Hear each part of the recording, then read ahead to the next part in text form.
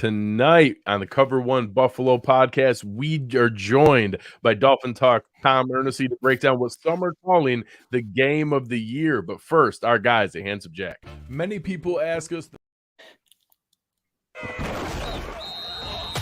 Broadcasting live to Bills Mafia worldwide with Greg Tompsett and Aaron Quinn. Welcome to the NFL. Doesn't matter what's happened before today. Today's a brand new day. It's a brand new season. Your number one podcast for objective Buffalo Bills coverage. No matter where you are, we got you covered.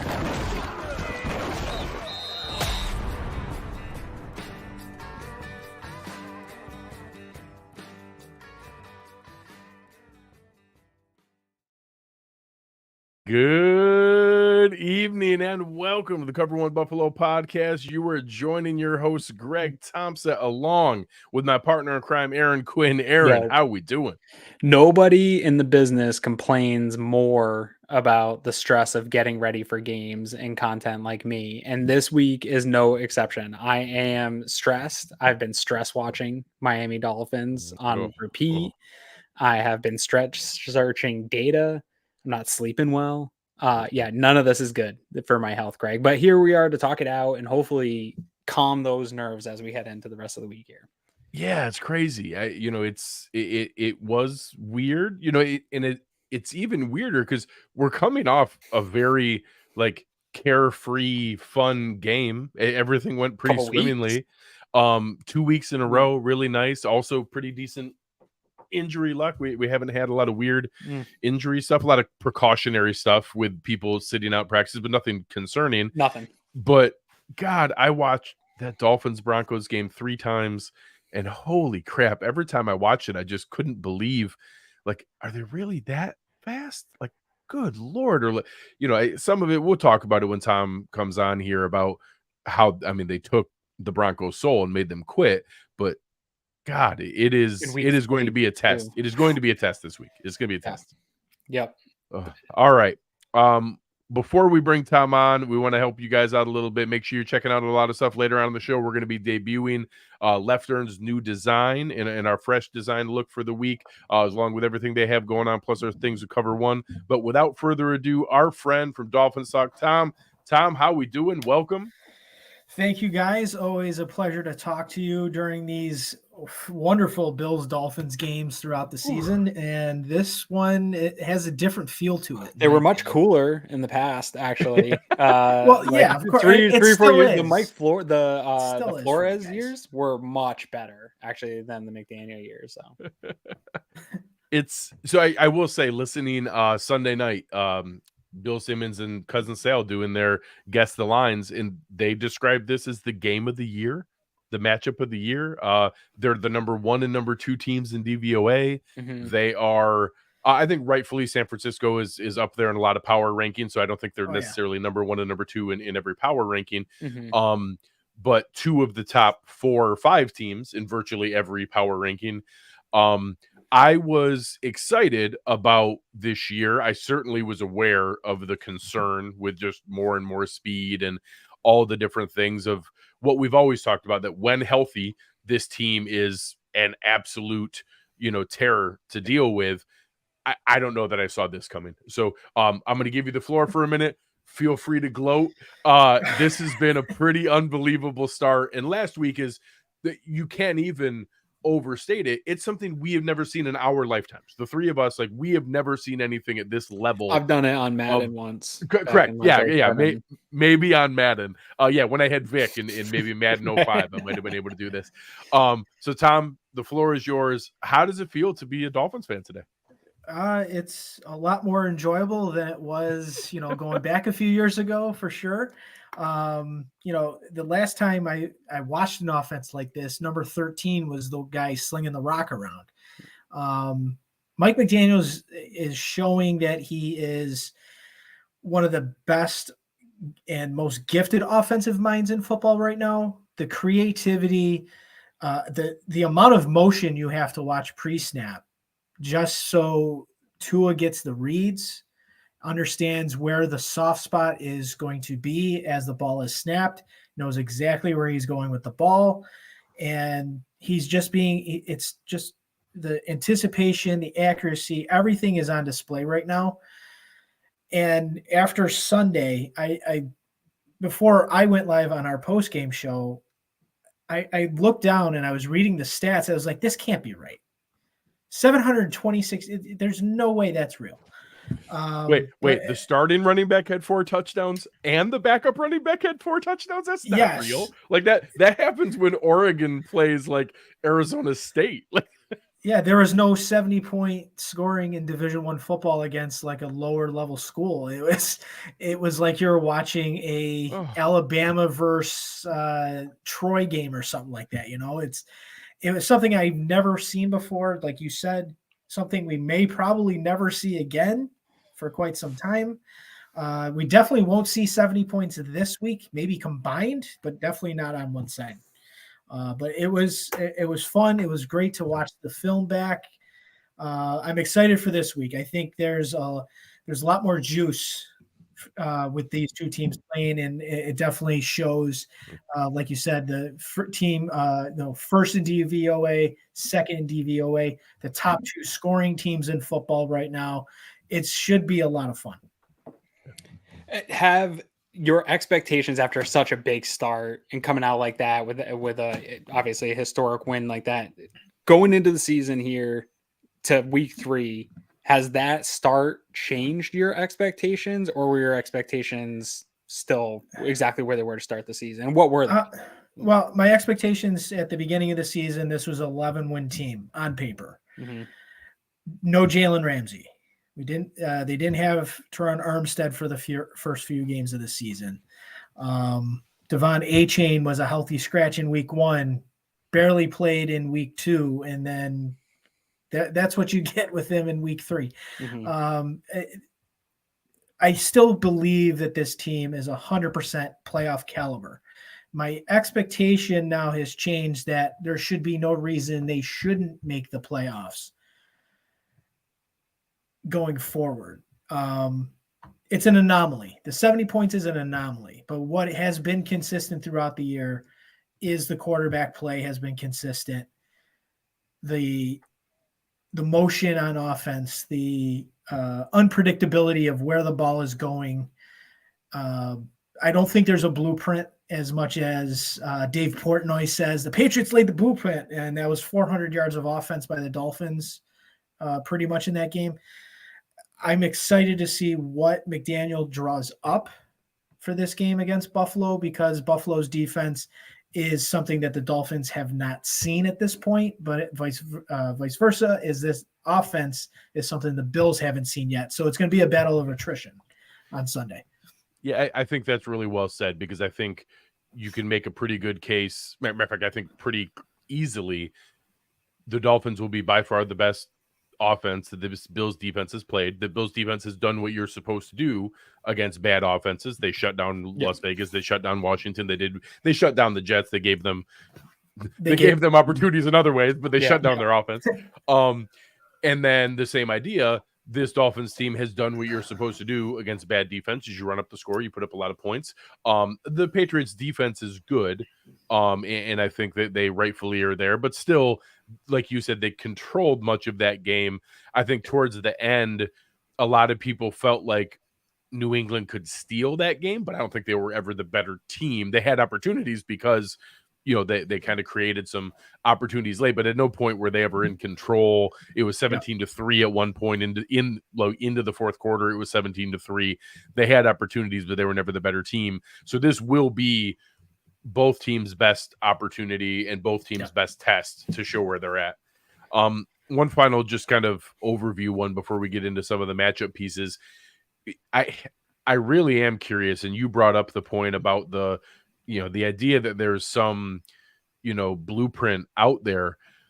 I am curious if this short side late action pre-snap motion is like such a jarring change where it's not crossing. They still do plenty of the orbit and the jet motion and full cross formation motion, but the little stuff where it's always slot to outside, outside to slot, and get right to the pivot point of the other receiver when you snap it. So the defender isn't sure which guy's going here. And you're just hoping, hey, did they not communicate properly?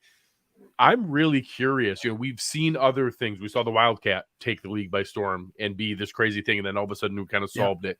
We saw the aggressive downfield passing attack. And then all of a sudden people kind of figured out the too high shell. I'm not sure what the counter is going to be to this, but that really seems like an interesting wrinkle we haven't seen from anybody else. Yeah, when watching, it reminds me of watching some Canadian Football League or Arena Football League. The way that Tyreek Hill moves into motion, and as the ball is being snapped, he is already turning the corner at 100 miles an hour, going into a route, and he's also going untouched at the line of scrimmage. So his free releases is what's really the driving point here, and the defense has to put their focus on Tyreek Hill. I think the one thing, like you mentioned, like the Dolphins offense last year for a period of time, seems like it was unstoppable. They were putting up 30 plus points a game against Detroit, Chicago, Cleveland, Houston. And then they went to the West Coast, 49ers shut them down. The Chargers shut them down. The Bills and Dolphins in the December game was very close. McDaniel did not adapt. And I think Tua also didn't adapt. He just trusts his instincts and his anticipation to make those throws. But the defenses were clogging those throwing lanes, and he was still throwing into them. I think one of the big changes this year is the commitment to the ground game. And I think that was part of Mike McDaniel's stubbornness in his first year as a head coach, is that he did not commit to the run, even though it was working so well in the December game in Buffalo. Raheem Mostert was running all over the Bills defense for a period of time, but he got away from it and he didn't stick to the ground game. This year so far, they're averaging about 30 or 31 carries per game. I'll say he almost let it get away from him in that Los Angeles game. He almost got a little there, but you see the balance in the last 2 weeks have been, almost exactly 50-50 or even more. Yes. So I think it's the adaptability of McDaniel and not to get too prideful of just letting Tua just throw the football around. Take what the defense is giving you. If the defense wants to play man, you counter that with those quick throws in the middle. If they want to take away the middle, you play outside the number, run back, and you run the football. It's been there for the first few weeks of the season. It's the continuation and the adaptability of Mike McDaniel and the offense to be able to keep this thing moving in the right direction. Now, that's obviously the sexy side of the matchup is going to be Greg talking about, your guys' offense. But right now I want to talk about the Dolphins defense here, because I think this, for Bills fans, this is obviously, it's not the matchup that's going to probably be talked about all week long. It doesn't have the highlight that you want, the big scoring offense that we just saw. But this defense presents some problems. It definitely has presented some problems for the Bills, especially with the interior rush. I don't even think, have we seen the Bills play against both Wilkins and Roquan Davis? Hasn't he been hurt the last couple? They played against them in the playoffs. In the playoff game. Yeah. That game doesn't count. I think we asterisked that game because you're a quarterback situation. No, but let's talk about the sort of the overall, where's this defense at, switching under Fangio. How are you feeling about the transition with Fangio? I know that first week against the Chargers, it looked a little sloppy, but week one's a liar. They've settled in here over the past couple of weeks here, but the ratings are a little wonky, depending where you're going, right? DVOA, they're 21st overall. And I think in PFF has them like middle of the road, 12th or 13th overall defense. Yeah. Where are you at right now with the overall defense? Still getting healthy. Brandon Jones still hasn't seen a lot of playing time. Jalen Ramsey's still hasn't seen the field yet. Mm-hmm. I'll just start here.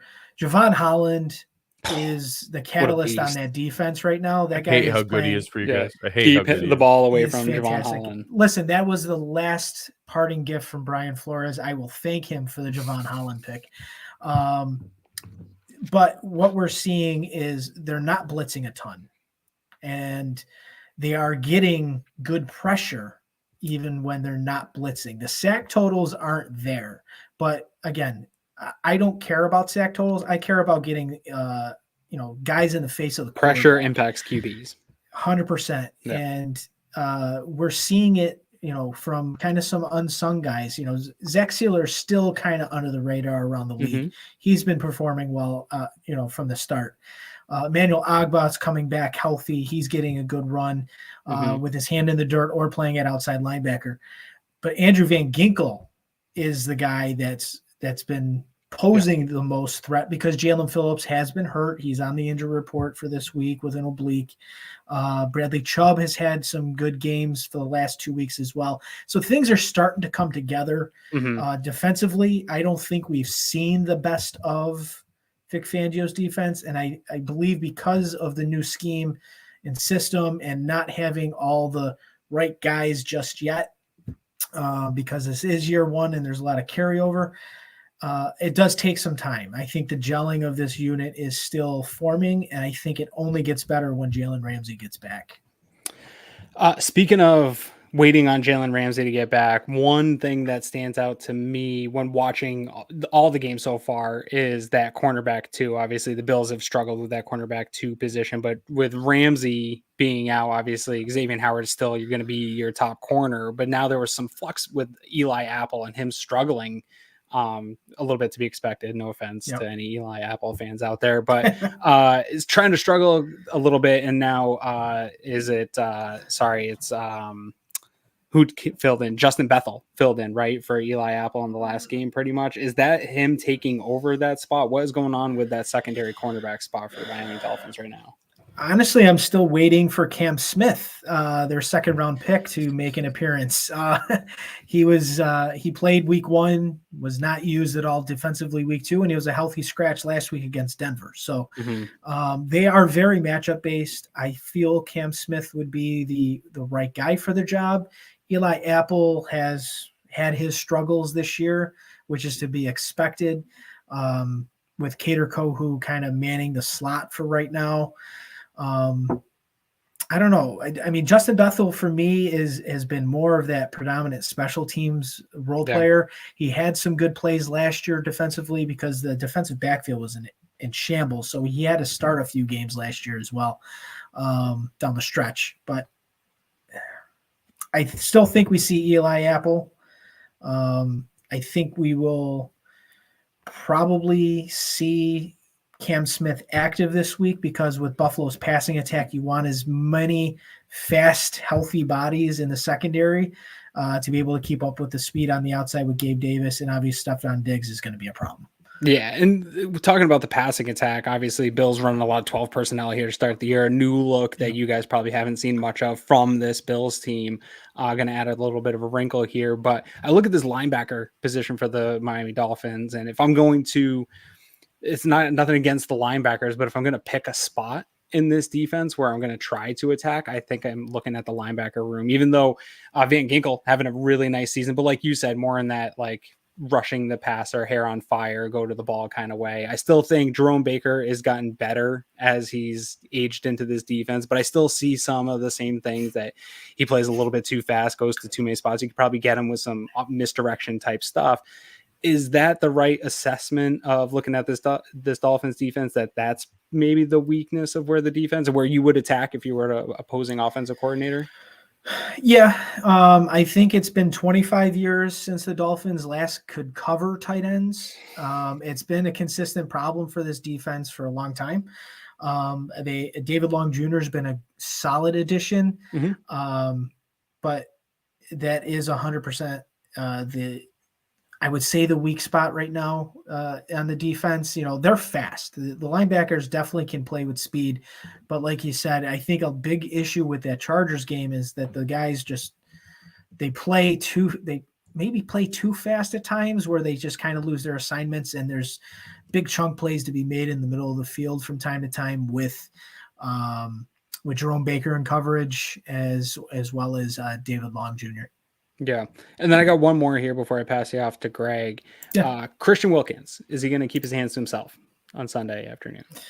I can't make any promises. It depends if Josh maybe winks at him the wrong way. Maybe Christian may make an appearance. A little Old Spice body lotion, body wash before the game. Yeah, exactly. I love that they were sending little throwing flowers at each other in the press conferences. That was nice to see. Yeah, please don't touch my junk. Essentially. I respect you. Let's start with a couple of the pieces. Both teams' injury reports, I think, look a bit more daunting than what reality is. I think there's a fair amount of rest going on there. If you pick out some of the specific, like, actual ones, we know we saw Connor Williams have to step out of the game and having what had initially been, I think, a pretty well-performing offensive line to this point. I know that was where some of the concern was for this Dolphins team. So seeing some of the consistent play that we had seen, one, what are you hearing on Connor Williams? And two, how has that offensive line come together? Because I think we're seeing a higher degree of consistency than what many people assumed. If you were to tell me that the Dolphins offensive line would be ranked as high as they were at the beginning of the season, I would have called you a liar right to your face. The issue with Connor Williams is when it happened in the game, and the fact that it's a groin. I mean, you're an offensive lineman and you're a center. I mean, your groins are very important to play the position. He was in that crouch constantly. Yeah, do not practice today. Hopefully, going into tomorrow, that he gets some limited reps in. That will give me a positive sign, because if Liam Eichenberg is playing center, I might cry on Sunday. When he came in, and he never snapped a football in a game in his entire life, the timing of the offense was off because of snapping issues. So, and again, that was late in the game. The Dolphins had that well in hand, but the snapping issues did show. There was a lot of blown up run plays. So if Connor is going to miss time, Liam is going to step in. I'm hoping that's not the case. I want Connor in there as much as anybody else. The other guys on there, Jalen Phillips hurt his oblique. He was pulled from the game last week. Obviously, again, it was out of hand. Hopefully it's not serious enough. Jalen Waddle missed time in the preseason with an oblique injury. So hopefully Jalen's going to be able to go. River Craycraft's most likely not going to play. Shoulder injury. He's probably going to be down and out for a few weeks. Teron Armstead, this is very typical Teron Armstead stuff. Do not practice. Back, ankle, knee. Yeah. Just very typical stuff. Show up on Sunday, Taryn. You're fine. Listen, that's all I need from him is just to show up on Sunday, ready to go. That's my injury report, actually, over the last year and a half. Every single day. Back, ankle, knee, sometimes my heel. Yeah, getting treatment. Yeah, and the big one on the injury report at the very bottom was Jalen Waddle was a full participant coming off his concussion. So he should be good to go for Sunday, which is great news because they did all of that last week without him in the game. Yeah, it's even more absurd. I would say on the Bills side, from everything we've heard, this appears to be similarly precautionary. I think we'll watch some of these things as they go, but I anticipate each of those guys to play this weekend, but we'll watch carefully. I know Ryan Bates is maybe the one that has the highest likelihood, but again, he's been kind of the swing backup interior guy for the Bills to this point. So now we've seen the offensive line working. That has led to, I think, we've seen explosion from the Miami Dolphins run game in the past. We've seen Raheem Mostert is a pretty, I think people underestimate how big he is and how strong he is because of the speed. But now having that counterpunch with Devon Achane, and I know, I think I heard that from an actual competitive track timed standpoint, actually has the best time of any of the four lightning fast Dolphins guys. I think he ran the best 100-meter time out of Waddle, Hill, Mostert, and Achane. I think that he had the best time out of them. And watching his explosion on a couple of those runs, that acceleration, how quickly he got up to full speed was jarring. I enjoyed some of his stuff at Texas A&M. I knew he was an exciting player. I don't think I saw that level of translation to the NFL. Talk a little bit about that 1-2 punch from them last week and how how McDaniel has been working some of that misdirection and getting them out into space to be able to stick that foot in the ground and go. It again, it's all the zone runs, the guards, the center. Everybody's kicking out to block. You've got Alec Ingold that goes into motion pre-snap, and he's already full steam ahead. And then those toss crack plays with Raheem Mostert and Devon Achane, and there's holes. I mean, I've been a proponent of Miami getting upgraded at the running back position now for the last 5 years. And as of week 3, I'm backing down a little bit right now, as long as the health is there. And that's the big thing. But the speed kills. And once you have Raheem Mostert, he's got a little power to his run game as well. He can run some people over. You have lightning, and then you have more lightning coming out of the backfield. It's been fun to watch, and I'm interested to see how they're going to deploy this run game on Sunday against Buffalo, who's really has that bend, do not break type defense, not giving up a ton of big plays, but when they do, it seems like they're, especially on the outside, it looks like if they miss tackles frequently, there's big runs to be had. I think Brian Robinson had a good chunk run Sunday that we saw what the Jets did on the Monday night game with Breece Hall having some real long runs. So that's the hope, is that you get that lightning just to get you those 5-10 yard runs consistently. And that's going to pull the defense in closer to the line of scrimmage, which is going to in turn open things up for Tua over the middle of the field potentially. Yeah, and that's certainly where it takes us here. And I think you're spot on. The Bills have had a very sound run defense 90% of the time. And I think you saw that in the Jets game. All the other plays besides the 83-yarder, they held them to like 2.9 yards a carry. It wasn't incredibly productive, but when you miss tackles and it's an explosive offensive player, that's what happens. I got a stat to back that up real quick. I shared earlier on Twitter that according to DVOA, the Bills' power success for the defensive line is 5th best in the NFL. Stuffed percentage, runs that were stuffed, so it didn't go anywhere, for any 2nd overall in the NFL. Yep. Open field, which is defenders being able to get past that first layer and get into the open field and gain 10 yards. They're 31st. Only Denver is behind them, so that's not good. There's a reason why. I have a feeling I know why Denver was ranked last. And in second level runs, which again is the running back getting into that second level and gaining 10 yards, the Bills are 32nd. Denver is 27th after what just happened to them. So some red flags there, in line with what you guys are talking about. Yeah. It's so, and I think that brought us. There's a couple of things I pointed you to as we were kind of prepping for the show, Tom, and some of the things. And there's 2 different layers of it. One, you have this Dolphins offensive line, who right now is giving Tua the lowest pressure rate in the NFL. I think 21% of his dropbacks, he's being pressured. We've seen that in a couple different areas. Obviously, some teams, it's understandable that you might think, hey, what if we send 3 and drop 8 and just try to flood the different zones? And you realize the Dolphins receivers are so fast and 2 is accurate enough that they're going to find spots in that. Even if you drop 8, it's not doable. His EPA per play is off the charts. It's like 2.9 EPA per play when it's rush 3 and drop 8. When you have it rushing 4, it's actually pretty even, and you they're able to kind of move him. That's where some of those pressure comes from. When they send 5, it was negative. When they send 6, it was even further negative, negative 0.15 and negative 0.26. The issue was they only had the guts to do that 11 and 21 snaps, so 33 snaps all season to send that pressure, because everyone knows if you miss, they're gone. They're gone. They're going to hit you over the top. There's too much space behind them.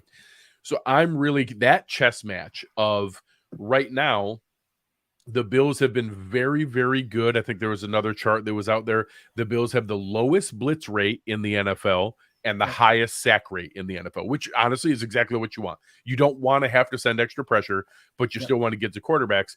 And I did a quote tweet of that it's kind of misleading, because we're actually sending a ton of simulated pressure but then we drop out one of the defensive ends or one of the D tackles. So we're sending 4 all the time. Teams just have no idea which 4 are coming.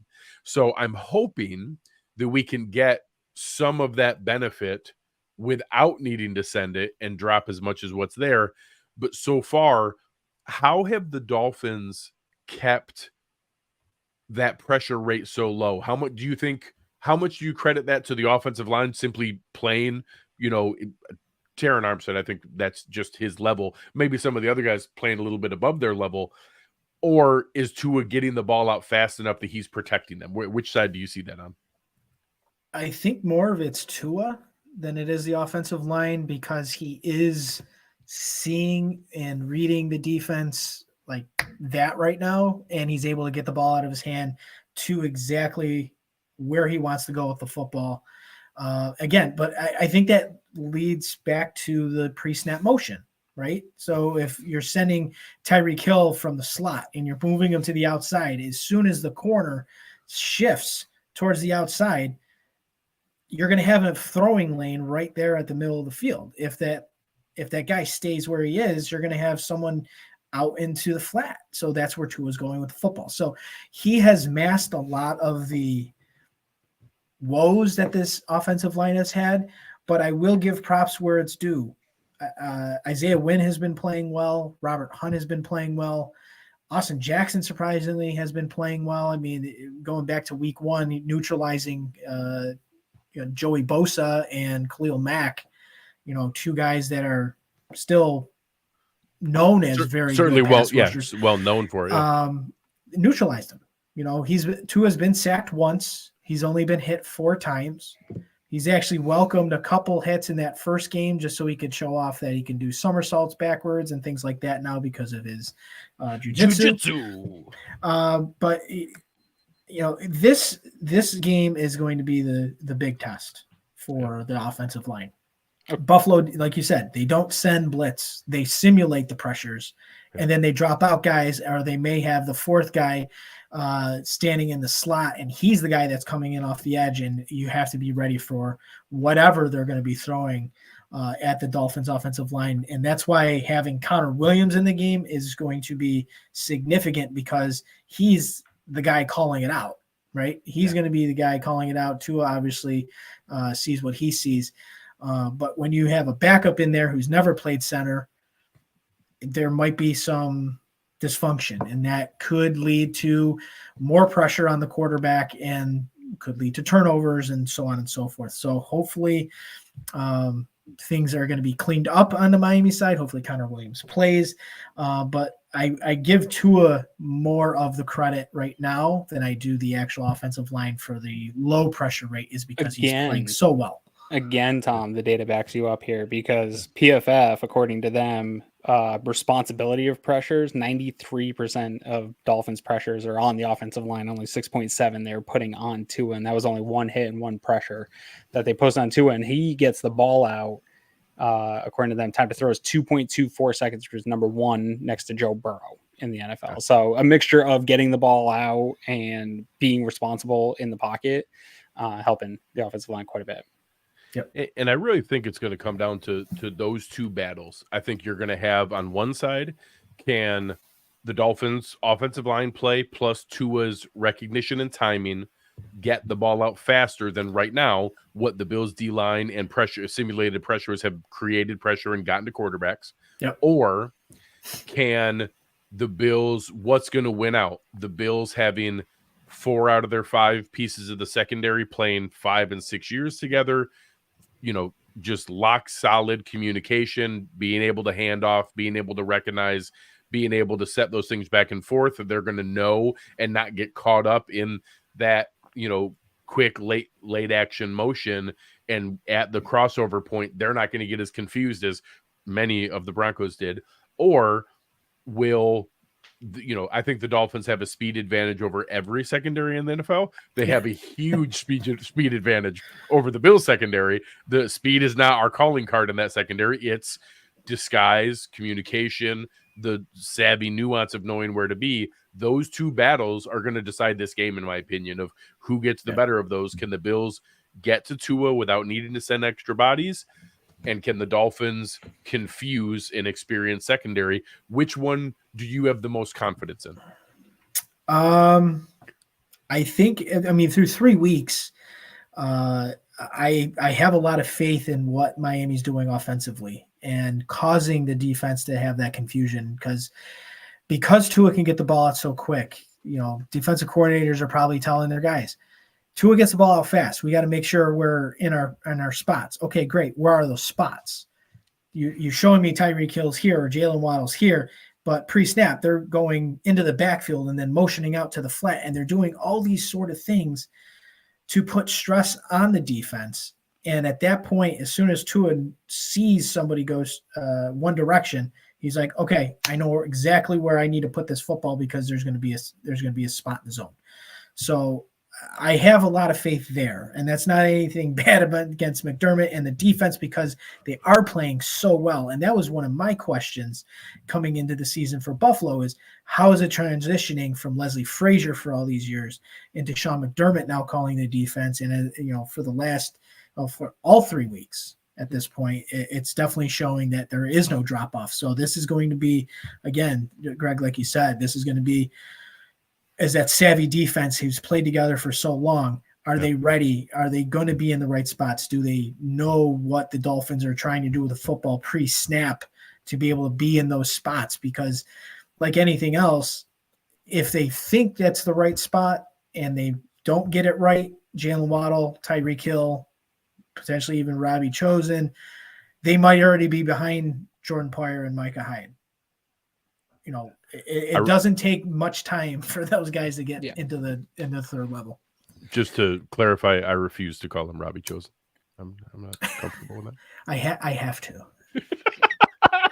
His mama named him Anderson. I'm gonna call him Anderson. Anyways, all right, Tom, you know the routine. You've been through this rigmarole a few times now. We're going to put you on the spot. I'm guessing this is the most confident you've ever been when we're having you do a prediction here. So give it to us, man. What is your prediction for this game and how do you see this one playing out?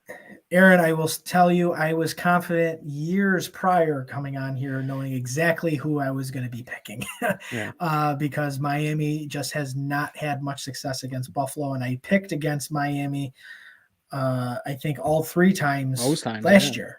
I think all 3 games last year they played, I picked against them. But I'm putting a lot of faith that this is going to be the time. And as an experienced Dolphins fan, going to Buffalo and watch this team play, it's never fun. I always walk out of there with my tail between my legs because they always lose. I think this game, the Dolphins will pull an upset. I think they win 24-23. Okay. I think it's going to be extremely close. I think we're underestimating the defenses a little bit. If it turns into a high-scoring game, that's going to be a lot of fun to watch. But I think that we're going to see a little bit of a slugfest defensively from McDermott and Vic Fangio. And then I think a game-winning field goal from less than 50 yards would be good for Jason Sanders because he can't make anything beyond that. I will say I also have it ending with a field goal of over 50 yards because Bass likes those. But I do want to leave you with a note. It was something in the comments earlier. A good friend, Glenn Goodberry of Buffalo on the Brain, was kind of saying essentially like, really, this is a great measuring stick game for both teams. And one team's going to have to walk out with a loss. But that like this, we get a part 2 of this. And very rarely lately in the AFC East, with the way the Bills have run through this division for the most part, right? I've felt we haven't really had those where it's like you get a match early in the year and both teams are playing good, and then we get another one later and it feels like a part 2 of a big heavyweight battle. And while it's kind of sucks, like I told Greg earlier, it sucks to have to get ready for this one and watch your team and what they're capable of and have to think about that all week. It is kind of cool to have this rivalry back renewed where it's like, hey, you know what, even if we drop this one, man, I'm looking forward to that other one because it's going to be a good game. Yeah, I mean, going back to last year, all 3 games, I think the combined total point differential, I think was 4 or 5. And that last game of the season, week 18 in Miami, potentially for the division, potentially for a number 1 seed. There's a lot that, there's a lot of games in between, but going into that week 18 game, it could be for a lot, which hasn't happened between these two teams playing against each other, in my opinion, since the early 90s. There could be a lot on the line in that game, and it feels like that Michigan Ohio State that's just sitting at the end of the schedule. Like, man, this one's going to be explosive and mean everything. Yep, absolutely. So, and I think to Aaron and Glenn's point, it's interesting that this game is a measuring stick, and it obviously does matter because tiebreakers matter, and no one's gonna stack up that many wins in this crazy stacked AFC. No. It's going to be hard to do that, but it also probably doesn't matter that much because there's a decent chance that the Week 17 game could decide not only the division, but maybe home field advantage and the number 1 seed in the AFC. There's a chance that we meet up for a third time in the playoffs because it certainly looks like both teams are, playoff bound. They're definitely pacing in that direction. Yeah, from that direction. That it's just crazy that this is, like I said, Bill Simmons and Cousin Sal calling it the game of the year, and it likely is going to matter the least of the matchups that will be played between these games. It's crazy. It's really, like I said, it's really fun to be in this spot. It's really fun to have this rivalry back at that level where everyone is paying attention to this game. Oh yeah, where everybody with NFL Sunday Ticket, anyone who can, this is going to be the primary game. Yep. Everyone is watching. NFL NBC execs are begging that the Jets and Chiefs get off. Well, but hey, Taylor Swift is going to be there. They're going to do fine with Taylor Swift on Sunday night. But yeah, if this was week 5, I have a feeling this could have been a game that was swapped into primetime. So let the people know all the good things you have going on to Dolphins Talk before you go. A lot of great things at our website, dolphinstalk.com, podcast every single day, talking about the Miami Dolphins. We're getting into the nooks and crannies of the Bills game coming up on Sunday. Obviously, we'll have a pregame show, postgame show, then a follow-up Monday show. Hopefully, I will be in good spirits going through that game on Monday afternoon leading up to the show at night. But always appreciate you guys having me on. I enjoy these conversations and enjoy the rivalry being back. And one final thing to you and America as a whole, everyone getting excited to watch this one. We're the good guys. You're the bad guys. Okay. Hey, listen, I'll take the bad guy role. I'll take the bad guy role. Hey, somebody's got to be the bad guy. That's it. No, absolutely. Fun, man. And honestly, enjoy this. I hope both teams are healthy. I can't let myself enjoy watching the Dolphins, but I won't lie. There is a fun element to what they're doing here. And I don't begrudge the confidence of any Dolphins fan. Everybody should be walking with their chest out right now. That is a hell of a team you guys got going. No, it's terrible for my blood pressure. Yeah. All right. Thank you very much, Tom. We appreciate you. There you go. Hey, somebody's got to keep track of what the hell I got going on. Yeah, I got to give it. All right. Later, brother. We appreciate it. Thanks, Tom. Always fun with Tom every year. And, I mean it. You made fun of me. I got invited to do an interview on another Dolphins group's spaces earlier today. And I can't begrudge him. Like I would be talking so much trash if the Bills put up 70 points last week. Like, no, for sure. Like they deserve to be super confident. Sure, you can poke holes. The Broncos quit. They did. That was an embarrassing effort by Denver. It was. But they still, I mean, that's the most points that anybody scored since 1964. Like in the Super Bowl era, 726 yards. That's so much. There are, it's not going to be like that, but that level of explosion, I think if you're going to tell yourself a story on the Bills side where this game ends up the way that we want, you have to hope that, hey, the best defense they played was New England. They held them to 24. The best offense they played was the Chargers. They put up 34. Well, our defense is probably as good or better than the Patriots. We could do that. Our offense is probably as good or better than the Chargers. We could do that. That's the path where you have to talk yourself into it. Hey, that's more the matchup of what we're going to get here. And last week was the crazy anomaly. Yeah, I think it is super impressive what they did. I also think there's like a perfect storm that came together in week 3 that allowed this to happen. And part of it was Broncos straight up gave up. Dude, I've been talking about how dookie this team is for a couple weeks now. I haven't been forced to watch the Raiders game and the Commanders game. And that's what gave me all that confidence. Like, I'm not going to ever get on this show and pick huge wins because that's just not the NFL. Like, you big double-digit multiple score wins isn't the way the NFL typically works. But I felt real confident in picking those games as wins and picking the spreads because I watched these teams barely, the Raiders barely, both those teams were trying to lose. The Broncos didn't play inspired football, and then I had to watch them again. They stunk. They were stinking in those games. And so it does look like they gave up completely, which is, to your point earlier, super embarrassing. And then you add this type of speed. You add in the factor that Vic Fangio's on the Miami sideline and he was previously the Denver coach. That probably plays some role into it. Joe DeRosa here is talking about, I see Greg smiling. Joe DeRosa, for those who will be listening to this, another content contributor here at Cover One, was also in the spaces. One of these guys in this spaces was saying, trying to get Greg going, was yelling at Greg that they would rather have Keenan Allen than Stefon Diggs because Greg was talking up Stefon Diggs. Yeah, I asked, because I said the exact same thing I just said is that, hey, the Bills defense is as good or better than the Patriots, and that the Bills offense is as good or better than the Chargers. And he went crazy. I'm like, all right, well, let's start at the top. Who would you rather have, Stefon Diggs or Keenan Allen? He had the audacity to say they would rather. Keenan Allen's a really good player. Like, Keenan Allen is a very savvy, very good receiver, and is not Stefon Diggs. No. No one else. Like, if I offered every single team, hey, you get to trade for one of these guys, zero free contract, you get your choice tomorrow. 31 teams are choosing Stefon Diggs over Keenan. This is a good segue into Cover One because we do spaces on Fridays and it's a good spaces. And don't join other spaces, guys. I'm telling you, I hear bad things out there going on in spaces. I do one spaces per year. Mine was today. Okay. Stay in mine. Stay in the Cover One family. But you know why and what else is great about Cover One? We have a cool subscription, our OnePass subscription. And we got some handsome guys that we hired out to tell you all about it. Many people ask us the best way to support us here at Cover One, and that is to sign up to become a Cover One OnePass member. That contribution helps give us the access to all the data and information we use to create the content that you love. And I think most importantly, brings you into our community of insiders. It's a great community based on Slack. I know a lot of people don't want to be on social media anymore or be in on those conversations. We bring all of it to you right in our great community of educated fans. And most importantly, you get access to our content creators.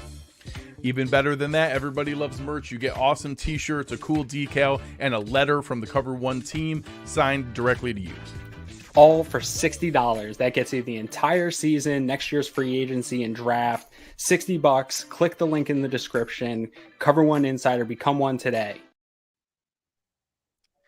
Appreciate guys, those guys, they did a great job, honestly. Really, really good job.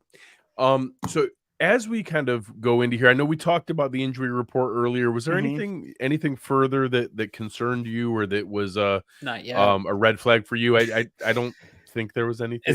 We'll see as the week goes. It seems all precautionary. It seems that way. I mean, Micah has always floated up on these early in the week type ones. I do believe that anytime any type of treatment's applied, they have to register. Like if they take a day and have some treatment on their neck, it has to register on the injury report. So I'm guessing that's what a lot of this is. And I expect it to clear up. But obviously, we'll keep an eye on it here for the next 2 days just to see if any of those things linger or maybe are a little bit more of a problem than we anticipated. But it seems, I would suspect that everything trends in the right way.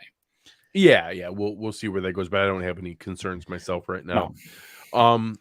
So as we get ready for our wonderful debut of this week's Leftern game day series, I think it's fun because some of them it's really cool designs and really fun ways of looking at there was the awesome Voltron looking avatar that the Josh Allen pilot climbed into to kind of lead the big mechanical buffalo into battle. Obviously we had the really cool print art done on the Welcome to New Jersey sign coming through, some really creative ideas here or there, but every once in a while some of the guys come up with some ideas, and the wonderful artists this week, they do take the actual other team into play in the battle, and I enjoyed that one very much.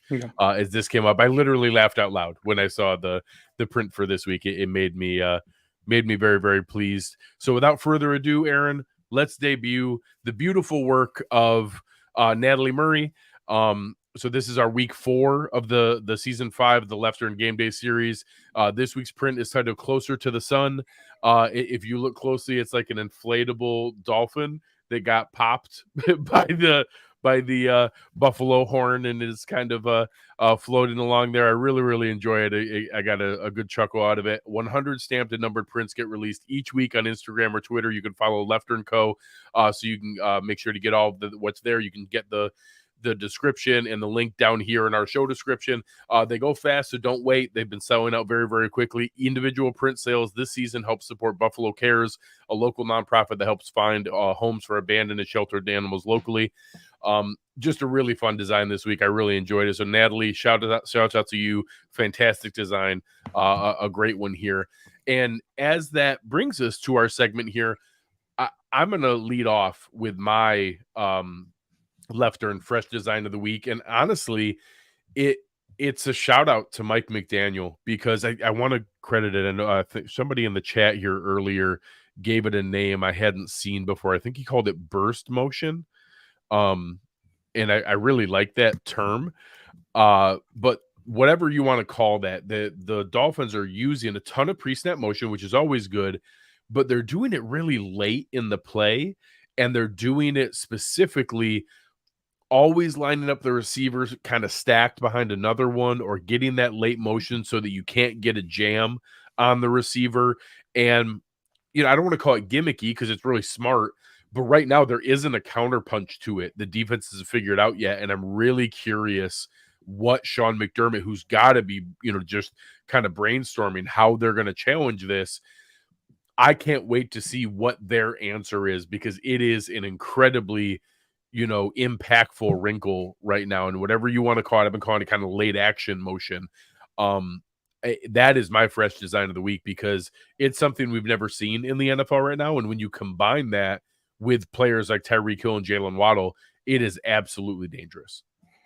It is. I think the counter punch is what my sign is saying, is just tackle. And like, it sounds super silly. And Sean McDermott talked about a ton this press conference about fundamentals. Like, that's what we're working on this week. And I think these types of games really ultimately stem back to fundamentals and just being super sound on them, play in and play out, because you take a play off on those fundamentals, and that's where this speed kills you. And that's what happened to the Broncos. Lots of plays off by lots of guys. And you can't do that against Tyreek Hill, dude. You take one step. Yeah. Peter Nana here with the, he was the one who said the burst motion. So I just hadn't heard that term. I like that description for it. Yeah. But it is intimidating, because your initial action is, wait, who's doing what? And a lot more confidence in this secondary, because Taryn and Trey and Jordan and Micah have talked so much over the years that I have a lot more confidence in, and with Milano. But Terrell Bernard is new in this role. Christian Benford is new in this role. That's where my biggest potential hangup could be, is that, hey, are they ready to hand this off? And then are they ready to rally and tackle when those opportunities do come? Because it is going to create some space. Yeah. And something Eric Turner's super good at too, is finding those tendencies. So that's one thing that maybe it's not this week, but coaches like Sean McDermott are trying to find, all right, they're running these zones. What are the tendencies associated to these zones? And what is this trigger? And I think that once that gets unlocked is, all right, these types of motions are happening. What now does that trigger for Tua, where he's able to get the ball so quick and dictate? What is he expecting to see because of this motion? Because I think a lot of people are showing that motion is showing that pre-snap indications to Tua of, okay, they're in this defense. But I think that motion, from some of what I've seen, and again, I'm not an Eric Turner or Anthony Prohaska, but from the stuff I've seen, is that motion also creates the space pre-snap, and it defines where they're going to go with the most space to one of these speedsters in open field. And I think finding where that ball is going to go, or trying to be on that, and then, like I said, that swarm tackling and getting to the ball.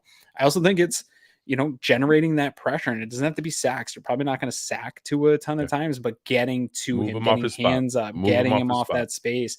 That's how you disrupt that motion, and trying to just get him to, even that split second, to not take that first read. If you can just get him off that first read, it's not going to be a lot of times. You only have to get this a handful of times in a game. They're going to score. They're going to have explosive plays. They're going to have sustained scoring drives. Yes. I've got bad news for everybody. We're not shutting out the Dolphins. No. So they're going to have some of these drives. You just got to get a few of these to end in a punt, a few of these to end in a field goal to keep this within a shot. Because I have faith on the other side of the ball that if this is a shootout, we can go, I think, against their defense and score.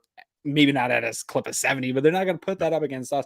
If it's going to be a 30-something game, I have pretty good faith that the Bills. Yeah, we can hang in that. I actually think that the Bills are more likely to have more drives that end in touchdowns against Miami's defense than Miami will. Again, I think that the Bills are going to force that speed dies down a little bit in the red zone. The Bills are going to force them to get into a ton of those 11 type play drives and limit the explosives. If that's the case, I think it stalls them down to a bunch of field goals instead of ending those drives in touchdowns.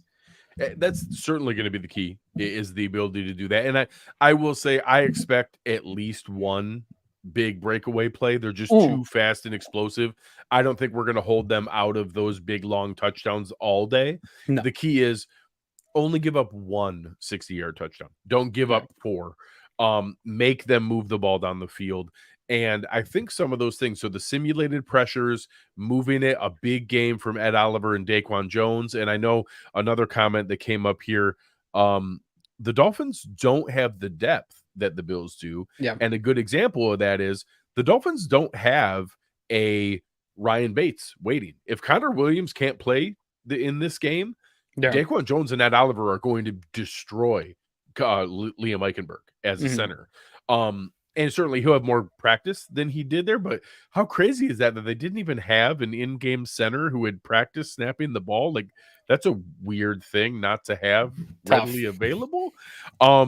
So if Connor Williams can't play, that is a huge advantage, and it shows that the depth that's been built by this Bills team, that they're able to withstand some of those things.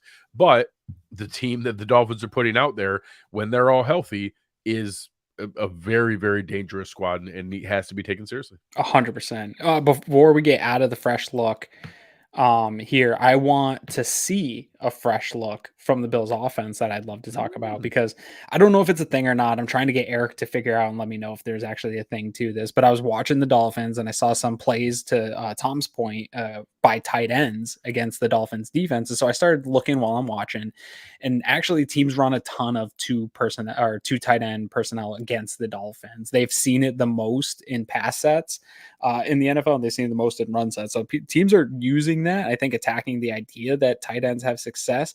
But actually the Dolphins defense has been pretty good, and some of the best in terms of EPA against those two tight end sets, versus when it's a one tight end set, teams have had a little bit more success. So I would love maybe for this to be, we've seen the Bills go so heavy into the two tight end sets, and obviously there's been some frustration that, they haven't really attacked with that two tight end set as much as people would like. But I would love to see that maybe this game plan you roll out, you still use that two tight end stuff. And I've loved what they've been able to do, especially in the run game with that.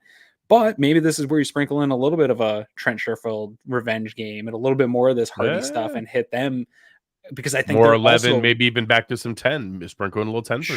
Sure. Yeah. Spread them out a little bit, because I don't think they have the depth, especially in the secondary, to hang with what the Bills can do and get them sort of spread out and get your own quick passing game going. So I think, I don't know if the Bills will do it. I don't know if Dorsey will trend away from what they've established with the 12 personnel, but I do think this would be a game to go away from tendency and do something a little bit where you're spreading it out a little bit more against smaller and forcing them to put speed on the field. I like it. I like it a lot. So real quick here before we head out, I just want to show Natalie's full design here so everybody can see it.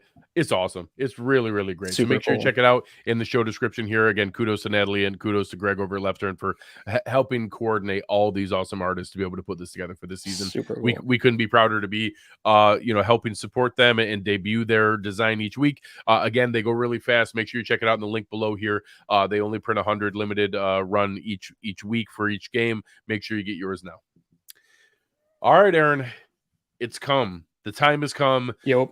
Honestly, the first time this season that I think it's not unreasonable not to pick the Bills. Like this is I will be completely honest. I'm a little surprised that the Bills are still favored from a Vegas standpoint, from a line standpoint. Essentially, right? The 2.5. Yeah, It was at 2.5. I've seen it move down to 2 at some spots. I don't think it'll go a lot below 1.5. If it was available at 3 and goes down to 0, you open up a big window for bettors to try to stack on each side of it and try to middle it.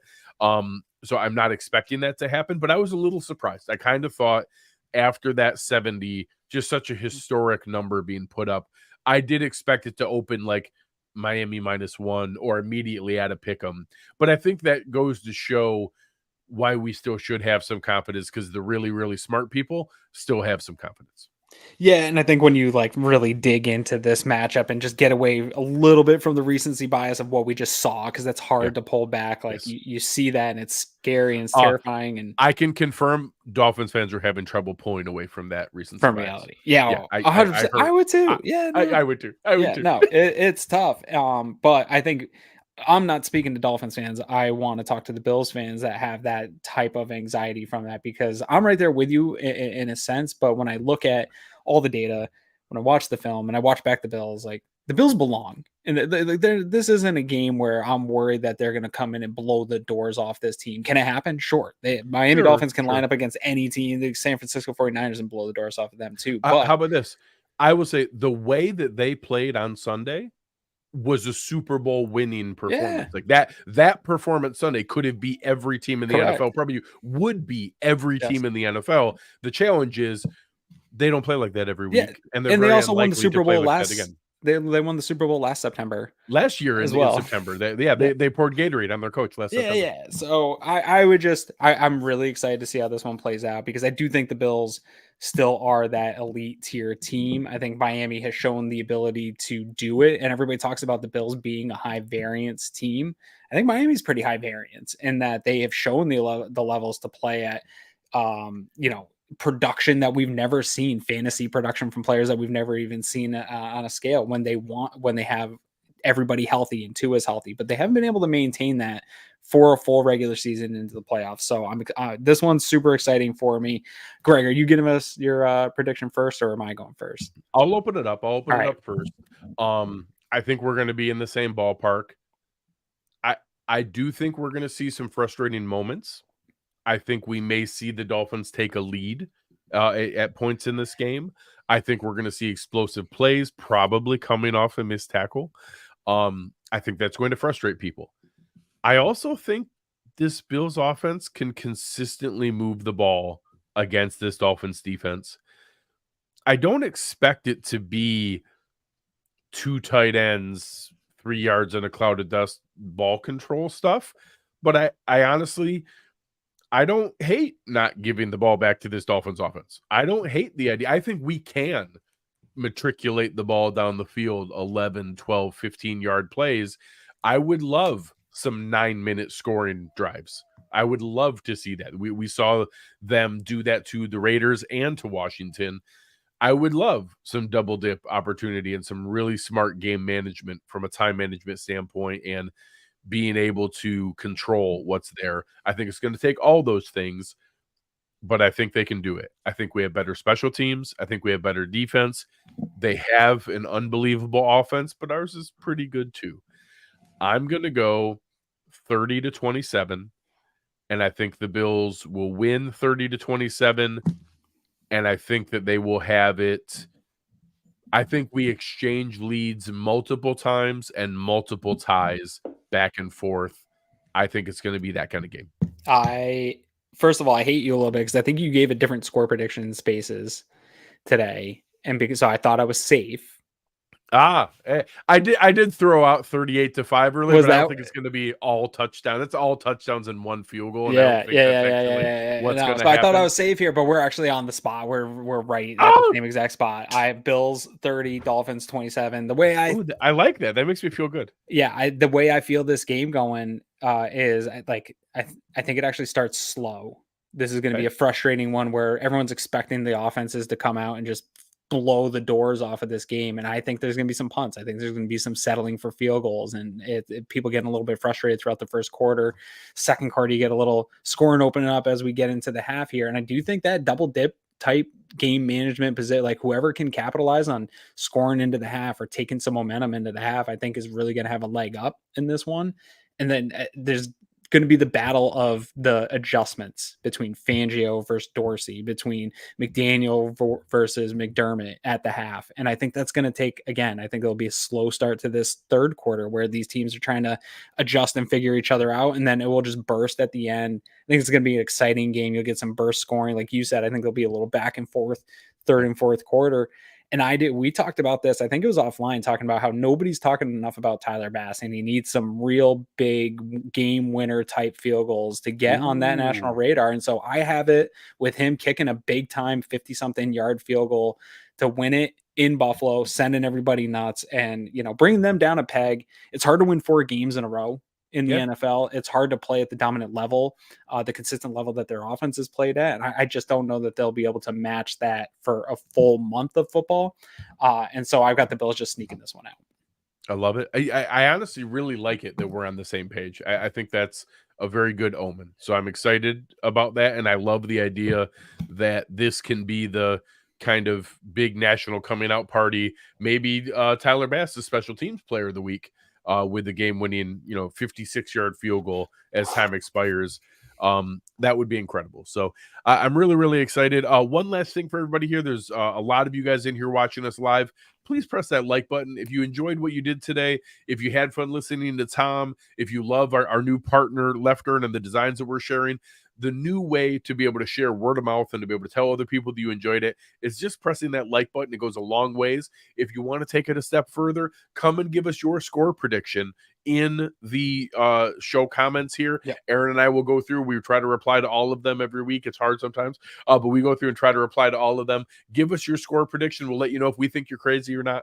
But go ahead, press that like button, give us a like, share, rating, review, all the good stuff that we need. That's the way that these new internet shows work nowadays.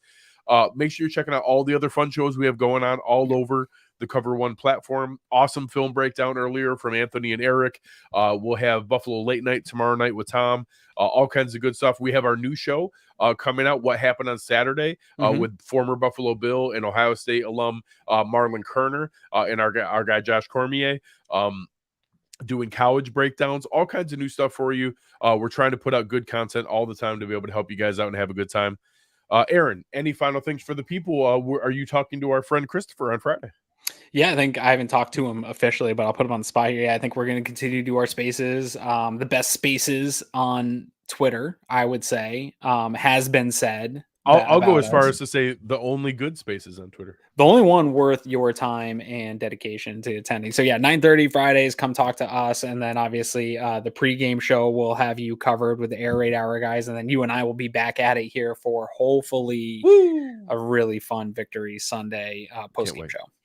I cannot wait. The chat was awesome tonight. You guys were fantastic. Yeah. Pete, shout out. I love the burst motion comment. Lots of good scores being thrown in there. Yeah. Don't worry, shout out to Tom for coming out. Yeah, shout out to Tom. Don't worry, RJ. Teams lie to themselves all the time about why they're underdogs. They'll find something regardless of what's going on. We appreciate you guys very, very much. This has been fantastic. But on behalf of fantastic producer Chris Kepner and Aaron Quinn, I am Greg Tompsett. You've been listening to Cover One Buffalo, and we are